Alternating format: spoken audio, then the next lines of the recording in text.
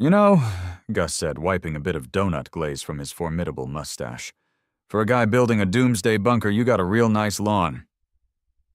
I took a slow sip of my coffee, letting the steam warm my face in the cool morning air. Gus, for the 10th and hopefully final time, it's not a doomsday bunker. Sure, he chuckled, nudging his partner Sal, who was leaning against a stack of lumber with the stoic patience of a garden gnome. It's what was it again? A personalized atmospheric and meteorological analysis nexus, I recited, the name sounding even more ridiculous out loud than it did in my head. Sal offered a low grunt, which Gus, my self-appointed Salterpreter, immediately translated. He says shed is easier to spell. I couldn't argue with that. From the outside, it was essentially a shed. A very, very robust shed built on a thick concrete slab, with grounding rods sunk 10 feet into the clay soil of my suburban Ohio lot. But inside, it was destined to be my sanctuary, my command center, a place where a man could monitor barometric pressure, track supercell formation, and calculate dew points without being asked to also take out the recycling. I'm an IT professional by trade, a meteorology geek by obsession, and a homeowner in Serenity Meadows Estates by what I was beginning to suspect was a catastrophic lapse in judgment. The project was my magnum opus. Gus and Sal, a duo of contractors who operated on a fuel of caffeine and blue-collar wisdom, were in the 3rd week of construction. They were good guys, if a little prone to creative speculation about my motives. Zombies, Gus declared, pointing a thumb at the reinforced doorframe. That's what this is for. When the dead walk, Alex here ain't gonna be the guy getting his brains eaten in the family room. Smart. It's for the anemometer array and hail plating, Gus. Hail plating, he repeated, winking at me. That what the kids are calling it these days?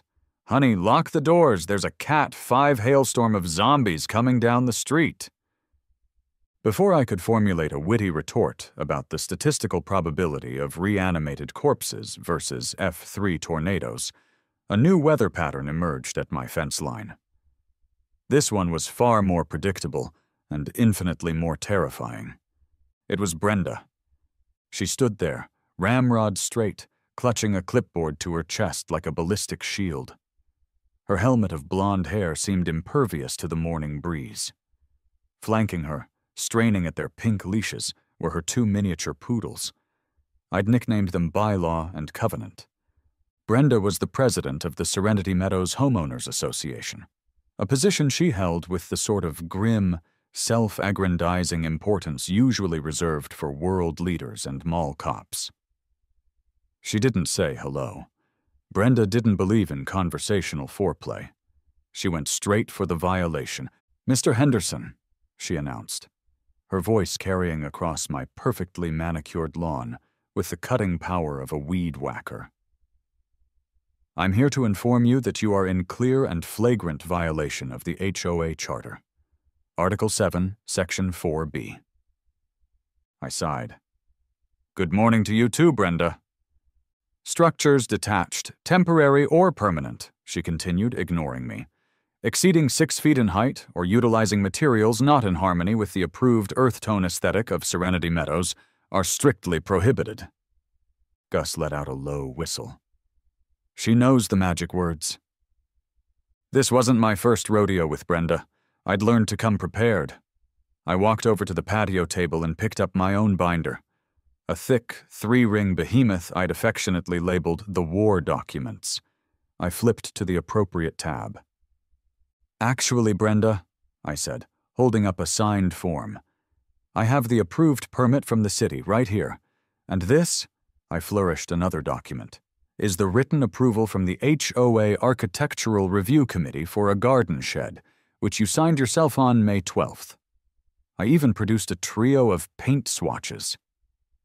And, as for the aesthetic, the final siding will be painted a harmonious combination of gentle fawn and mourning dove, both of which are on the pre-approved palette. Check and mate. Or so I thought. Brenda's eyes narrowed, scanning the tangle of conduit and the heavy-duty bolts anchoring the structure to the concrete. She wasn't interested in facts.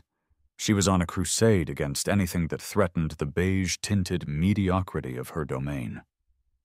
"A garden shed doesn't require industrial-grade wiring, Mr. Henderson," she hissed. "I know what you're doing, all those antennas you're planning. You're trying to steal people's Wi-Fi, or worse. I've read the articles online." I was about to ask which articles, the ones written by people who also believe birds are government drones, when Gus decided to help. "He's right, ma'am," Gus said, walking over with a profoundly serious expression. "This here is one of them newfangled 6G towers. Top secret. We're getting paid in crypto straight from the Pentagon. The antennas are for, freedom." Sal, bless his minimalist heart, just slowly shook his head. I shot Gus a look that could melt steel. Brenda's eyes widened. She had just found the missing piece of her conspiracy puzzle. This was bigger than Wi-Fi theft. This was national. "I knew it," she whispered, a strange, triumphant gleam in her eyes. "I will be monitoring this situation, and I will be exploring all available remedies to protect this community." She reeled in bylaw and covenant, spun on her heel, and marched back toward her own identical house, leaving a palpable trail of righteous indignation in her wake. Gus grinned at me. "You're welcome."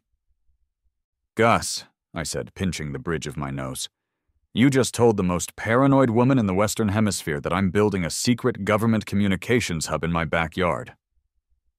"Yeah," he said, taking a triumphant bite of his donut. "Think she'll buy it?" A few days later, I was hauling groceries from my car when a figure detached itself from the shadows of my neighbor's perfectly manicured boxwood hedge. It was Brenda, moving with the stealth of a suburban ninja. "Mr. Henderson." I nearly dropped a gallon of milk. "Brenda, you know, for a guardian of neighborhood tranquility, you're surprisingly terrifying." She was unmoved. She thrust a piece of paper at me. "Official cease and desist," she announced. I took the paper. The first thing I noticed was the font, Comic Sans, size 14. It was a single-page manifesto of madness, a document so profoundly divorced from legal reality that I felt a strange sense of awe. Official HOA cease and desist order to Alex Henderson, 12 Serenity Lane.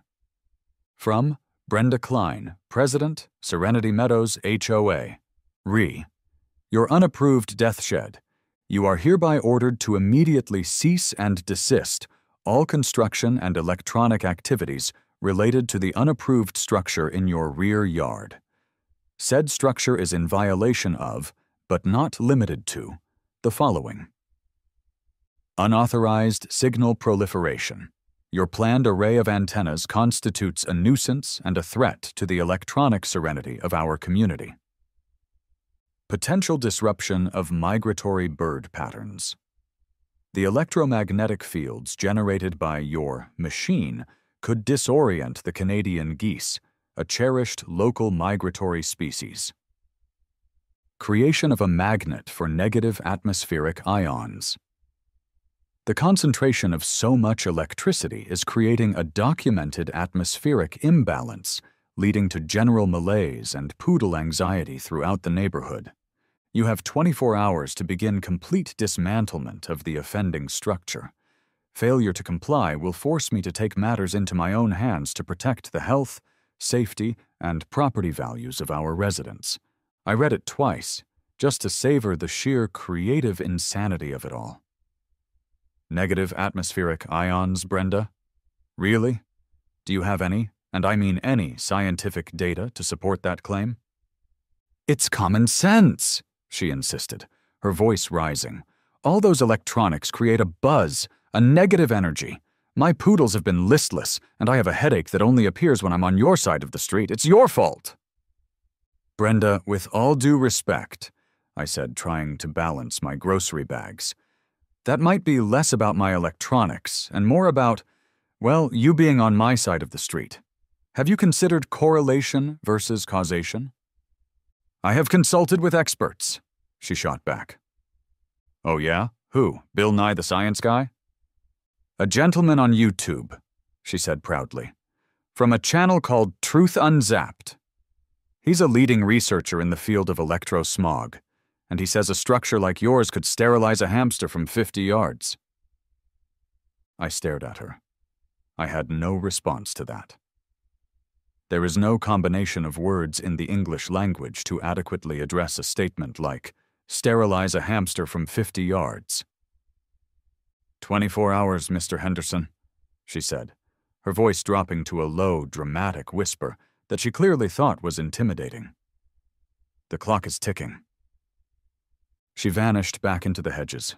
I walked inside, dropped my groceries on the counter, and leaned against the closed door. I crumpled her ridiculous letter and tossed it into the recycling bin. In hindsight, this was a critical error. I had failed to appreciate the lengths to which a person could go when they were armed with a little bit of power and a whole lot of nonsense from the internet. As I later pieced it together, Brenda spent that evening in her beige-on-beige living room, furiously scrolling through an online forum for EMF warriors. It was a digital gathering place for people who believed their dental fillings were receiving radio transmissions and that their neighbors were targeting them with directed energy weapons.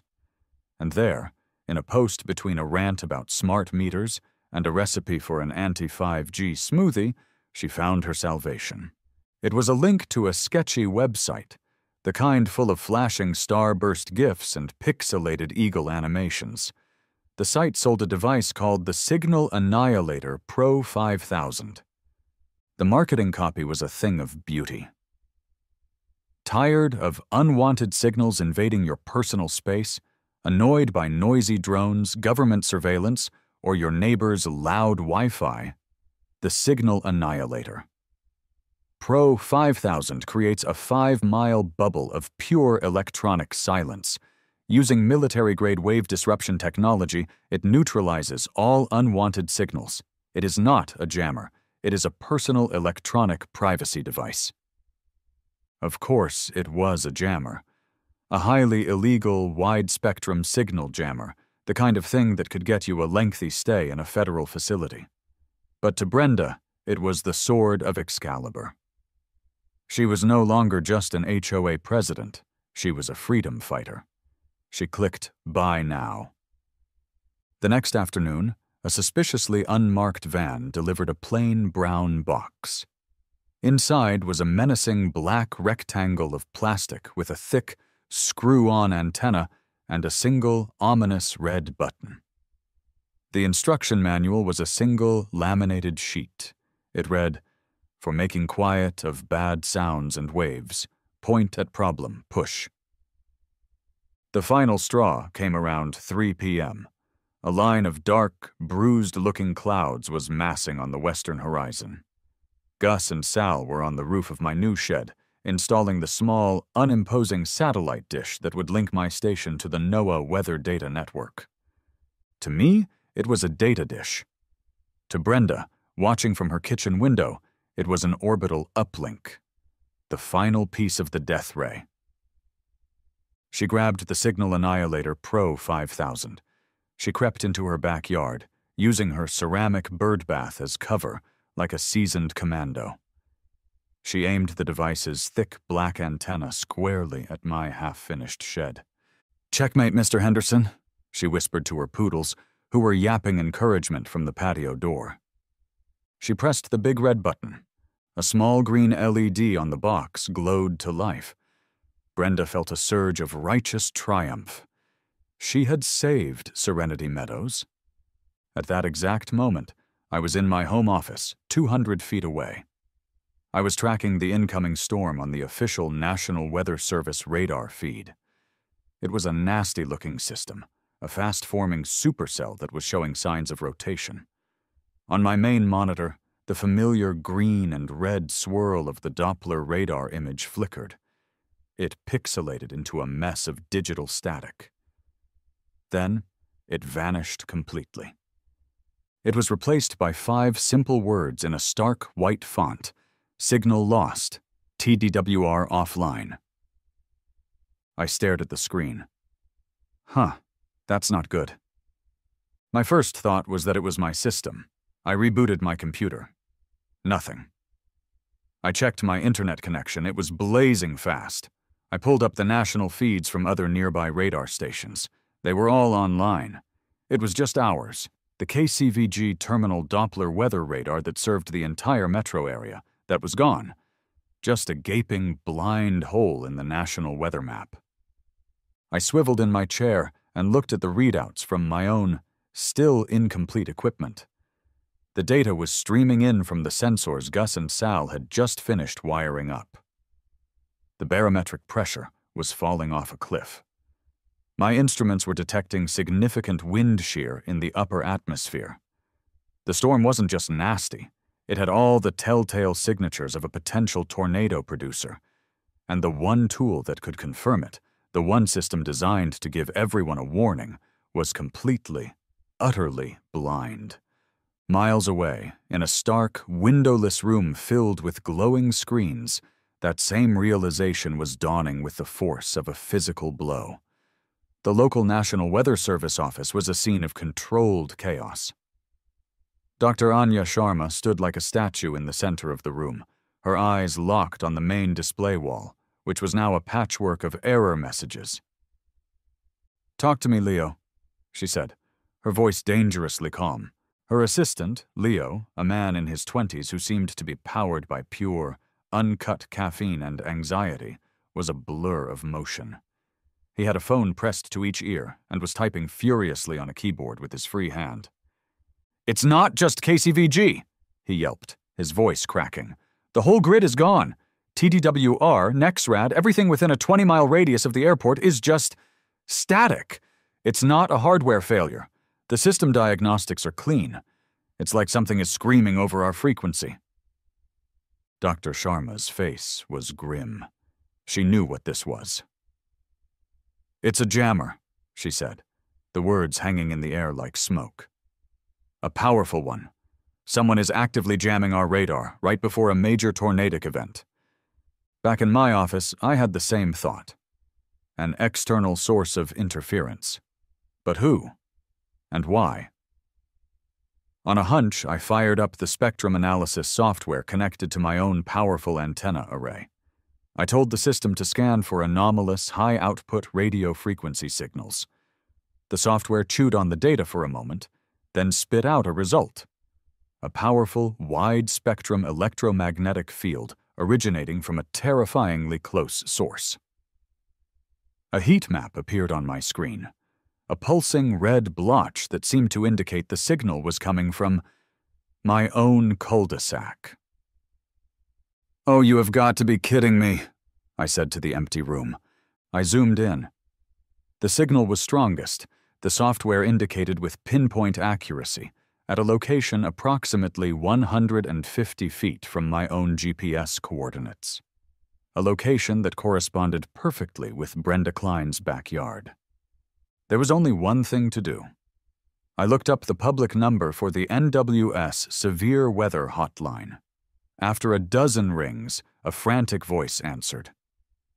"National Weather Service, this is Leo. Please hold." "Don't hold," I said quickly. "My name is Alex Henderson. I think I know what's wrong with your radar." "Sir, we are in the middle of a federal emergency. I don't have time for—" "Look," I cut him off, talking fast. "I'm at 12 Serenity Lane. I'm an amateur meteorologist with a fairly sophisticated home setup. I just ran a spectrum analysis, and I'm tracking a powerful wide-spectrum jamming signal originating from my immediate vicinity. And by immediate vicinity, I mean it's likely coming from my neighbor's ceramic bird bath." There was a stunned silence on the other end of the line. "Sir," Leo said slowly, "this is a federal emergency line, not a prank call service. Making false reports is a serious crime." "I'm not making a false report," I insisted. "Check your own telemetry. Triangulate the jamming source. I bet you it points right to a residential area about 15 miles northwest of your office. I'm telling you, it's my HOA president. She thinks my garden shed is a government death ray, and I think she just bought something illegal on the internet to fight back." I heard a muffled voice in the background. Then a new, sharper voice came on the line. "This is Dr. Sharma. Who is this?" She grilled me. She threw a dozen technical questions at me about signal propagation, frequency bands, and atmospheric ducting. I answered every one. There was another pause, longer this time.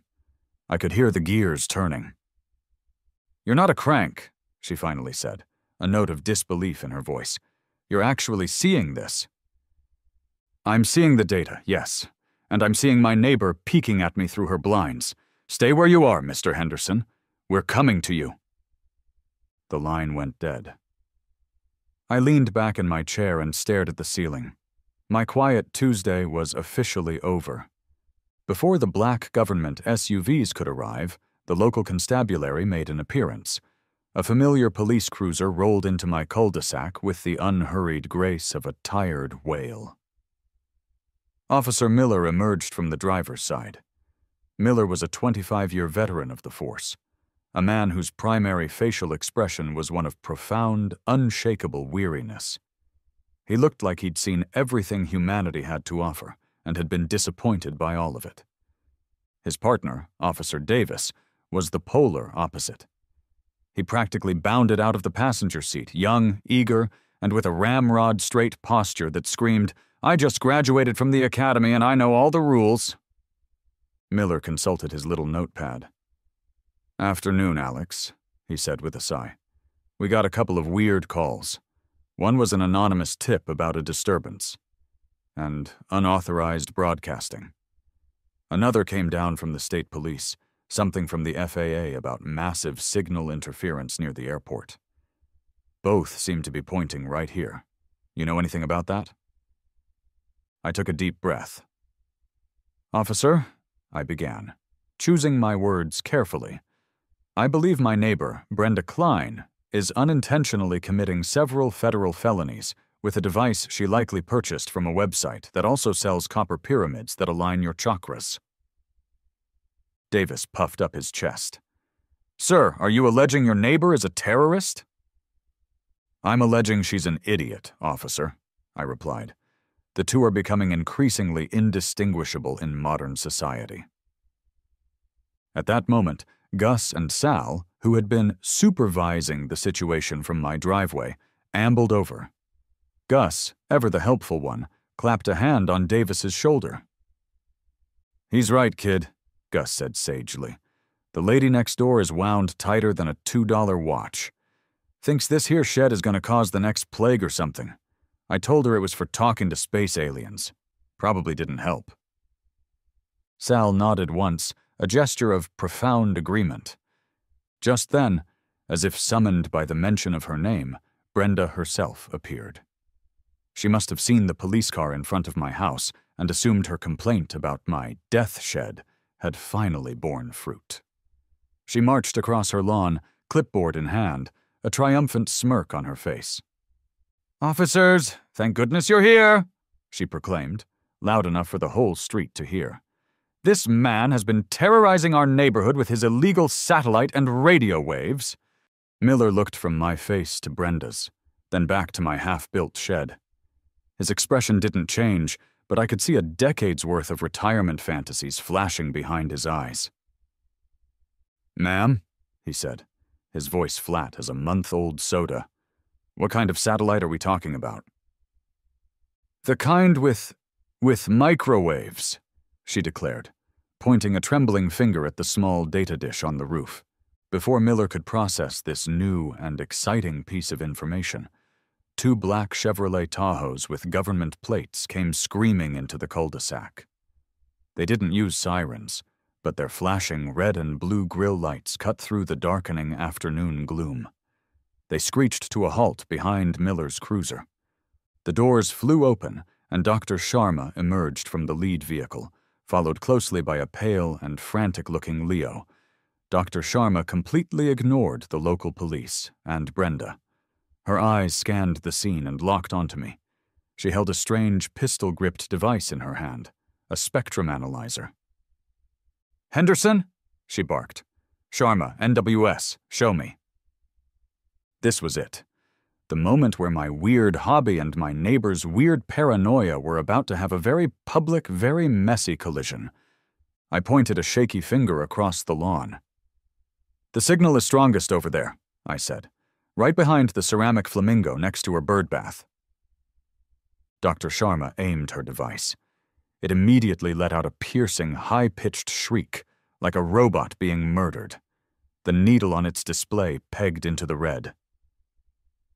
"That's it," she said, her voice a low, angry growl. "That's our interference, unlicensed, wide-spectrum, and powerful enough to blind an international airport." Every head turned. Officer Miller's weary gaze, Officer Davis's utterly bewildered stare, Gus and Sal's curious eyes, Dr. Sharma's icy glare. All of them landed squarely on Brenda. Her triumphant expression began to crumble, replaced by a dawning look of horror. It's a personal privacy device," she stammered, holding up her hands. "It's for my own protection." Dr. Sharma turned to Officer Miller, her patience clearly gone.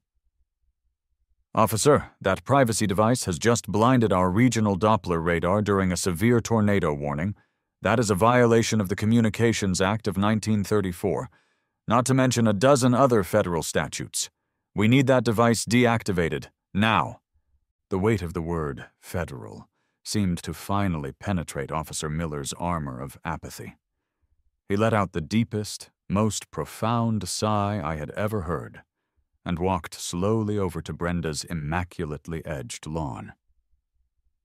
"Ma'am," he said, his voice carrying the weight of all the stupid things he'd ever been asked to do, "I'm going to need you to go over there and turn off your birdbath jammer." Brenda, now fully cornered, did what all cornered, irrational people do. She doubled down. "I will not," she shrieked. "I have a right to protect myself from his mind rays." While Miller was trying to reason with her, Leo, the frantic NWS assistant, was having a whispered, high-speed conversation with Dr. Sharma. He kept pointing at the sky, then at my yard. "The jammer's location. It's created a total dead zone for the ground radar," Leo said, talking a mile a minute. "But if we could get real-time atmospheric data from directly above the dead zone, if we could launch a supplementary radio sonde, a balloon, we could get the vertical profile of the storm. We could see the rotation." Dr. Sharma's eyes, which had been filled with fury, suddenly lit up with scientific inspiration. She scanned the area, her mind working. She needed a launch site, an open space, clear of trees and power lines, with cooperative landowners. Her gaze swept past Brenda's yard, over the street, and landed directly on my property. My wide, freshly mowed lawn, my sturdy, half-built weather station, my prize-winning azaleas. She strode back over to me, completely ignoring the escalating argument between Officer Miller and Brenda. "Mr. Henderson," she said, her tone all business, "you have a well-maintained property with a significant clearing and a southern exposure. I need to requisition your backyard for an emergency weather balloon launch. Immediately." I stared at her. Then I looked at my lawn. Then I looked at Brenda, who was now accusing Officer Miller of being part of the deep state. Gus and Sal had somehow produced a bag of pork rinds and were watching the scene unfold like it was a movie. "You want to what?" I asked, the words barely coming out. "Sure," I heard myself say. "Why not? It's not like my Tuesday could get any weirder." Famous last words. The moment I gave my consent, my backyard ceased to be a quiet suburban oasis and instantly became the mission control for Operation Backyard. The back doors of the NWS Tahoe swung open to reveal a scene straight out of a science fiction movie. Packed inside was a massive, folded white canvas, a collection of helium tanks that looked like miniature bombs, and a complex, boxy instrument package covered in antennas and sensors. The radiosonde. Leo, who had previously been a bundle of pure anxiety, transformed into a field marshal. He started barking orders, uncoiling tethers and checking wind speeds on a handheld device. "Okay, people, this is a time-sensitive launch," he shouted. "The storm cell is intensifying. We need to anchor the primary tether here. Watch the K-index for ionospheric scintillation. Gus, is it? Can you secure this helium regulator? It's a bit tricky, so be careful." Gus, who had never backed down from a challenge in his life, grabbed the regulator. "Got it, Sonny," he said with a grin. "Just like hooking up the gas on the old baby Q." "Hey, Sal," he called to his partner. "This kid's more wound up than a cuckoo clock in an earthquake." Sal, who was now holding a heavy anchor point, gave a single, profound grunt of agreement. To my utter astonishment, Gus and Sal were instantly, seamlessly integrated into the NWS launch team. They were naturals. Meanwhile, Officers Miller and Davis were relegated to crowd control.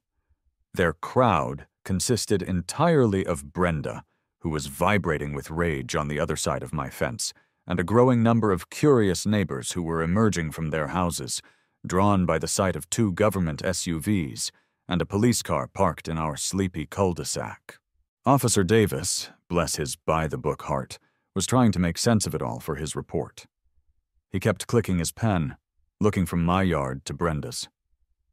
"So," he muttered to his partner, "the perpetrator is victim 2, who is also the source of the federal crime. But victim 1's yard is now the secondary crime scene? And the federal agency is launching an unpermitted aerial vehicle from said scene? How do I even write this up?" Officer Miller put a calming hand on his shoulder. "Kid, put the pen down," he advised. "Just watch the show. You'll never ever see anything like this again in your entire career." Then, the inflation began. Leo and Gus attached the nozzle from the helium tank, and with a loud hiss, the great white beast began to stir. The thin, high-performance fabric billowed and swelled, growing from a pile of canvas into a small hill, then into a dome, and then into a massive, shimmering orb that towered over my fence. It was surreal, a giant white bubble of science rising up against the backdrop of identical beige houses and perfectly manicured lawns. I just stood there, on my own patio, coffee cup still in hand, watching a federal weather emergency operation unfold next to my rose bushes. My internal monologue was running wild. I should have just built a gazebo. Brenda would have approved of a gazebo. It would have harmonized with the earth tone aesthetic.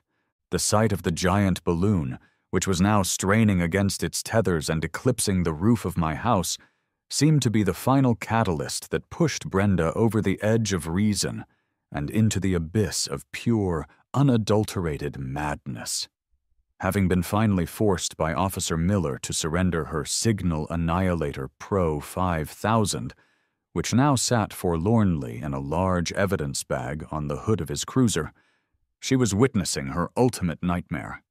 Her nemesis hadn't just won. He'd somehow conscripted the full force of the U.S. government to throw a party in his backyard. She grabbed her fence posts, her knuckles white. She was convinced this wasn't a weather balloon.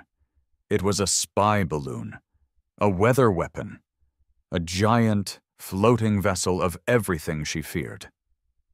"Do you see?" she shrieked, her voice cracking with a potent mix of fury and terror. Her audience was the growing assembly of neighbors who were now lining the sidewalk, filming with their phones. "I told you, he's a government agent. They're launching chemtrail dispensers from his yard. It's all connected. Wake up, sheeple!"